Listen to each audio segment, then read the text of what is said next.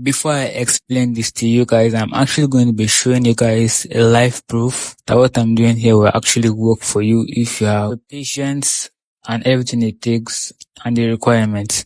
So this is going to be a live verification and withdrawal using the Bitcoin method. So as you can see live here, it says Bitcoin and it's actually $0. So I'm going to be making withdrawal to this Bitcoin address.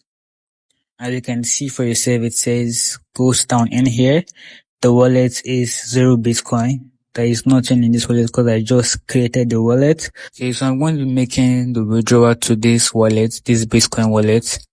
Okay, I'm going to be making the withdrawal right now. I just paste my address here and I'll click on send Bitcoin. Okay, so I'm going to be doing some captcha verification. Once I'm done, I'll click verify. And as you can see, it's already sent, it's counting.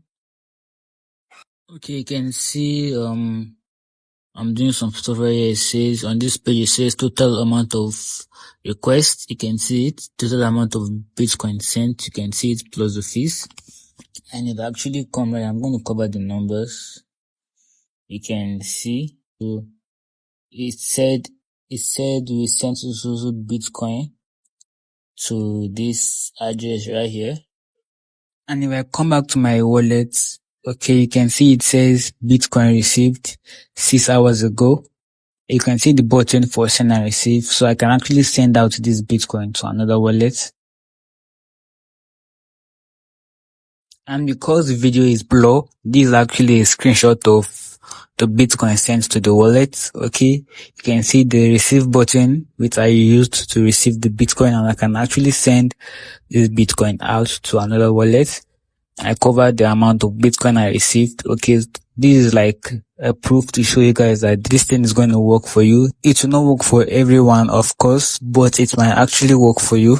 Okay, so the next phase of this video is where I'm going to be explaining to you guys the whole process, how it's going to work, what is going to work and what will not work, if this is actually possible or not. And also I'm going to be answering questions from my Instagram. So make sure to stop whatever you're doing and understand what I'm going to be showing you guys in this video, because it's going to work for anyone at all that has a requirement and is eligible to make these withdrawals. Yo, what's up guys? On this video, I'm going to be doing a step-by-step tutorial. It's going to be a full tutorial showing you guys how you can crack a Bitcoin puzzle. And I'm going to be explaining everything in this video and showing you guys live proof and everything you need to know. And even if you're new to Bitcoin, Ethereum or blockchain, you're going to be understanding what I will do in this video, because everything is going to be plain, nothing is going to be blur. All I want you to do is to pay attention to what I'm going to be teaching you in this video and make sure to understand, process the steps I take. And also, if you have any question, you can comment down below, and don't forget, all the links will be in the video description, so don't forget to check it out. And also, if you want to work on a virtual wallet, all the links will be in the comment section and the video description. So let's get started.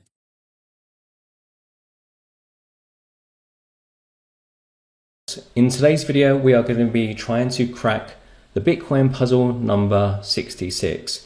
So this is a address that was set up, some people think by Satoshi.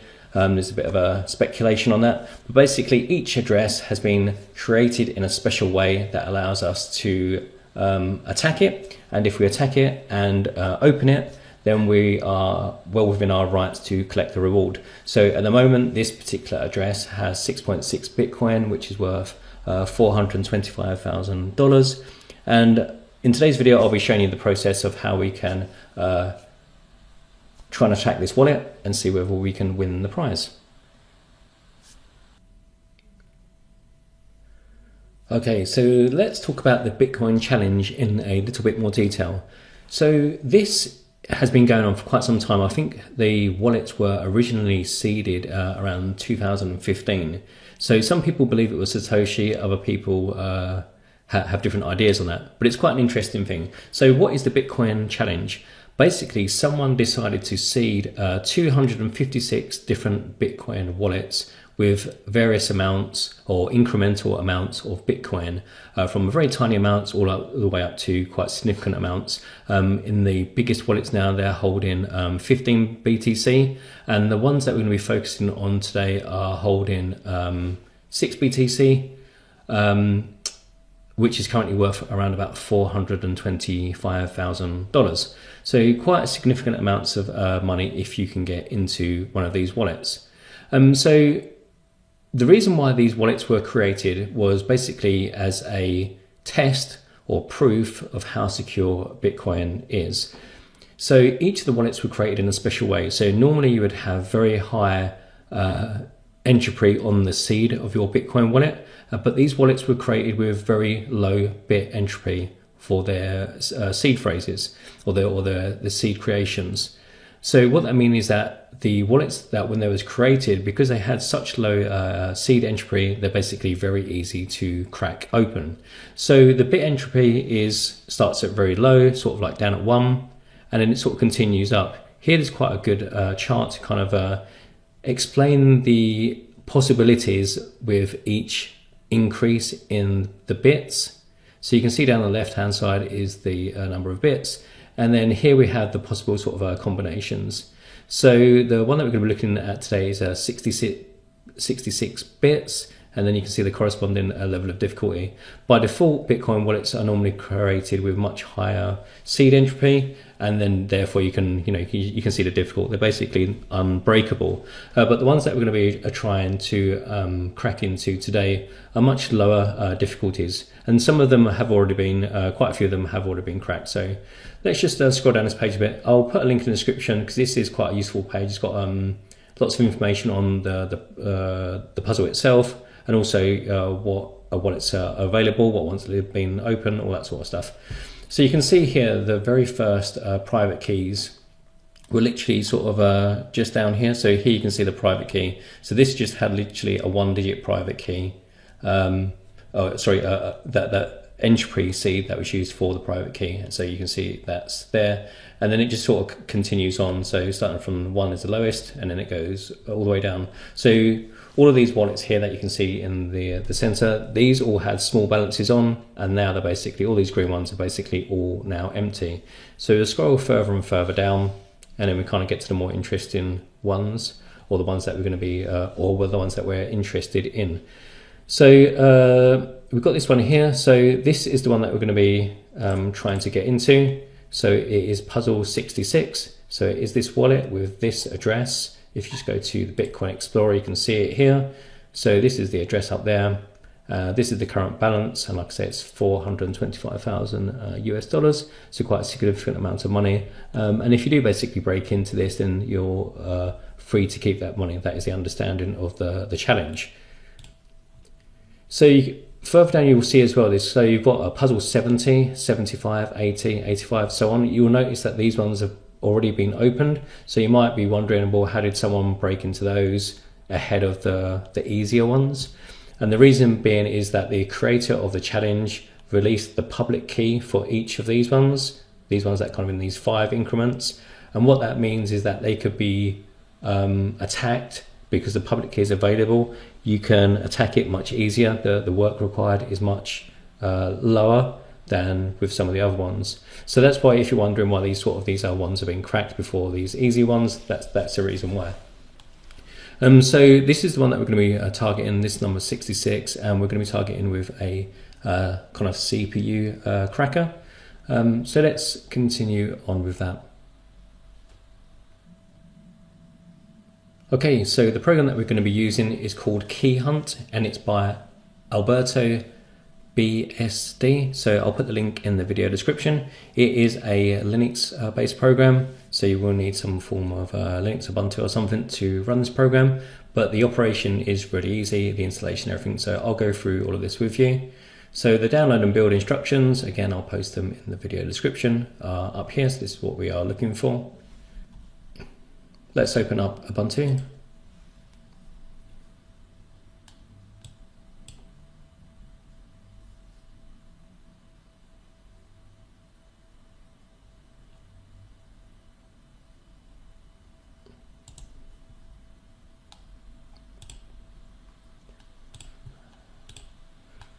I'm just going to oversize the text just to make it easier for you guys to read. So we've got our commands, and I'm just literally going to copy and paste them one at a time. So just off screen, off the browser, we just need to paste those in.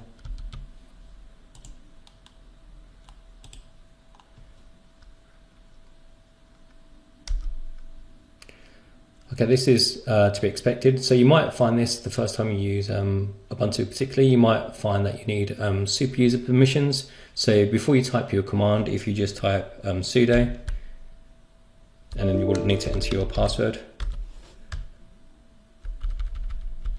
In this case, because it's like a fresh installation, it's not really required for this, for the update and upgrade, but we'll continue anyway.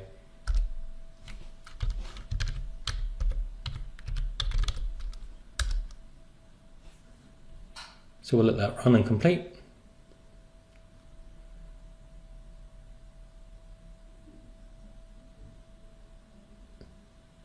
That's fine. So you might get this error about this front end lock. You can proceed regardless, it's fine.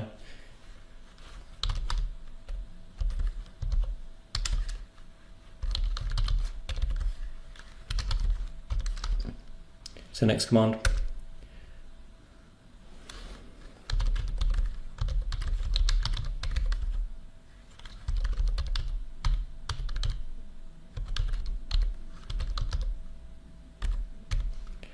Next one.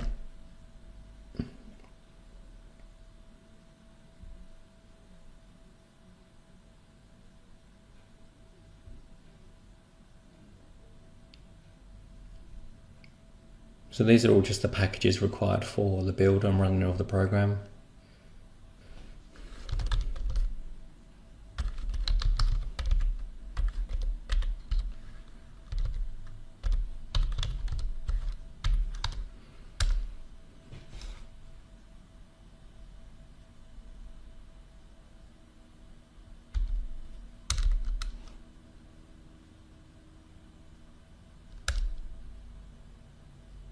Oh.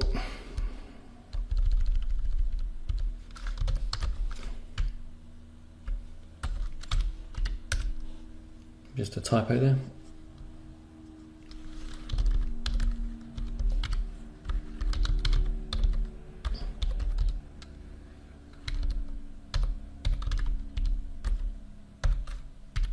Okay, this is the final one of that part. Okay, so the next part is to clone the repository.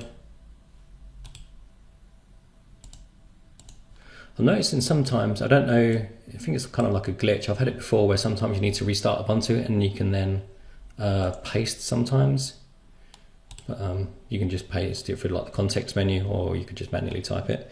But yeah, let's clone the key hunt repository. And then we want to cd key hunt. And then we want to make. If you have any problems with the make, there is also a make space legacy, and that might work for you. I find that it works on like ARM machines.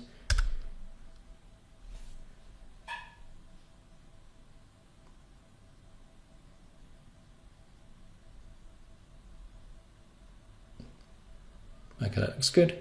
So if it's installed correctly and you don't have any errors, then you should be able to run the help file. I'll just open that.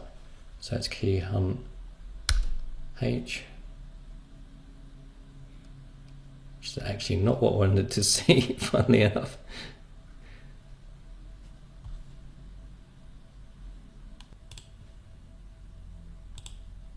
Sorry, that was actually my mistake. It's actually -H. Yes, that's better. That's what it's worth to see. Sorry, panicking just for a moment there. Okay, that's great. So let's just close out for a moment. So with the key hunt, it also gives you kind of like a basic kind of setup. So it's actually this part here. So this is going to be the command line for attacking that puzzle 66. So what key hunt has with it, let me just show you. So we've got these tests. And then in here we have all the tests. So you've got like test 66.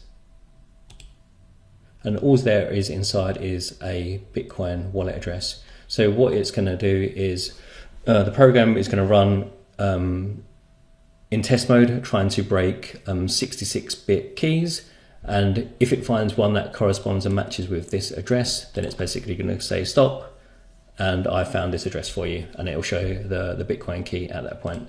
So that's what's inside these text files, just to show you.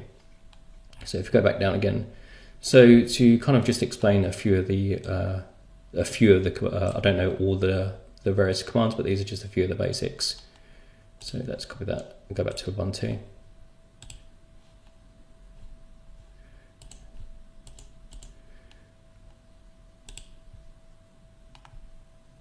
So it's going to start running the program. So it's going to be using address mode. So it's going to be checking that text file for the address, which is located here.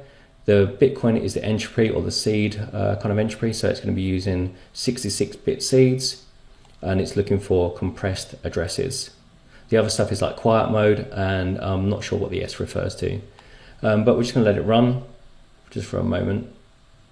You can change lots of things like the threads and things like that. I'm not too sure, I haven't used it at the moment. You can change it. Let's have a look. Let me just control and see, just stop this for a moment. So I'm on my laptop. So this is, it's got like an Intel i7. So let's go 8 cores. Let's just see if we can increase that performance. And then we're just going to start that again.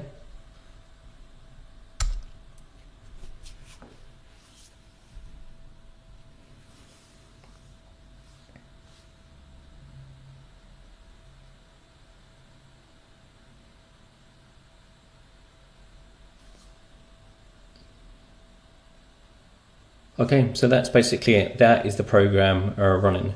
So it's using all of our cores, and it's probably slowing down as the laptop gets a little bit hotter and hotter. So on this device, it's currently searching through 10 million keys per second, and it's going to keep on doing that until it finds something, or if you cancel it. Oh, sorry, one other important thing is there's lots of different things that you can do with the configuration on it. At the moment, this -R means it's going to be using a random mode. So it's going to be picking up random keys within this range. You can also predefine the range. So you can say start at number 1, for example, and finish at 1 million. You can do different things with the range, but at the moment it's set to random, which is probably preferable. So what that means is that if you just close it and then restart it, you're always doing like a random search. So you're kind of not going to lose where you are in that search process. So that's it.